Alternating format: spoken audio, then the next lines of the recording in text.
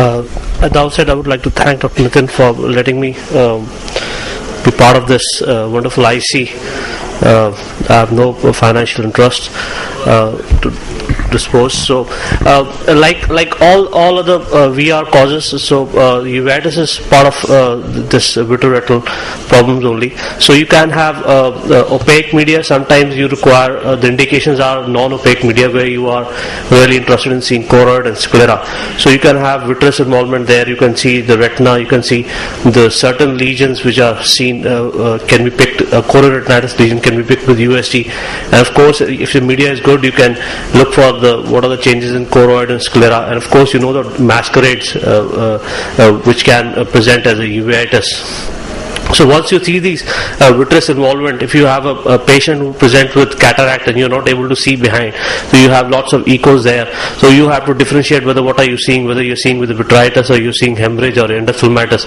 So again, the rule the Dr. Nitin has said, that you have to look for various things. You have to look for what is happening to the retinochoroid, if the retinochoroid is really thickened or not, if it is thickened all over or it's thickened in just in the posterior pole. So that gives clues of whether you're dealing with endophthalmitis or you're dealing with mild, moderate or severe variety of vitritis. And you can always know that because the amplitude scan will be of low reflectivity in these cases. So you can easily differentiate it from the endophthalmitis because there will be no retinochoroidal thickening in all over. Actually, the patient will be much comfortable. And this is how a patient of endophthalmitis look like. The intensity of the echoes are much more high and picked up at the low gain only. And of course, the retinochoroidal thickening is there all over. And of course, once you see these kind of vitritis, you should know the patient's history. What all the history the patient does have. The patient may have recently had cataract surgery, which was a complicated one. So he may have this nucleus there, the full piece or half piece. So along with the vitritis, and a patient may have a dislocated IOL and chunks of nucleus. Both of the things can be found. So you have to always keep in mind the clinical. What is the clinical history? You can't do the ultrasound without knowing the clinical history. You can't do it. You have to know the clinical history first. Of course, from the vitreous, then we move on to the important thing. The important thing is retinal detachment. In all the scenarios, we want to know that we wish to know that whether our retina is fine or not. Like all these in uveitis, also you know that once the retinal detachment is there, and then you try to clinically correlate that what all is happening. Is it a serous RD or is it an exudative RD? So you can pick up serous RDs like the Dr. Nitin has shown you. If the serous RDs are big enough, large enough, they will change with the position. But if they are there in the posterior poles, you know that there are certain conditions which can cause uveitis with localized serous RDs like posterior scleritis, VKH syndromes, and you have to remember that you can pick up these RDs only in the posterior pole area.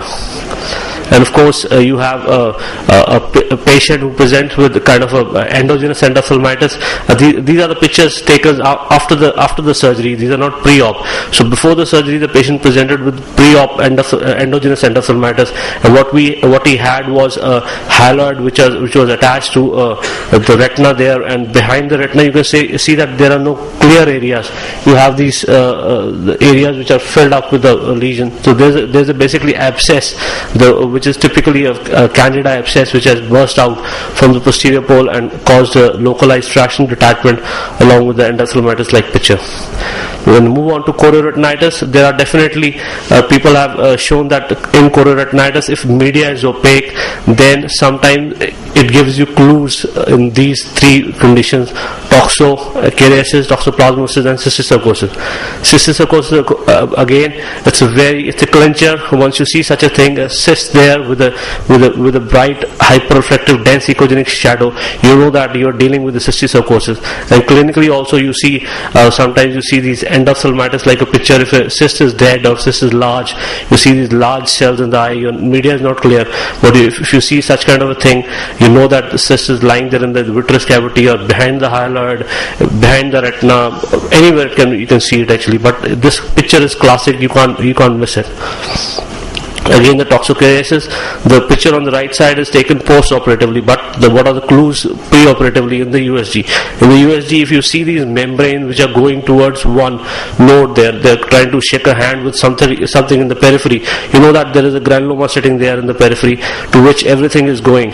If you have such a picture, a child there presents with an endophthalmitis like a picture, parent doesn't give a history of trauma, just like that it happened. So if you see such a picture that all the membranes are going towards the periphery, now you know that probably this is a toxocara which has presented as endophthalmitis. So it can present like that.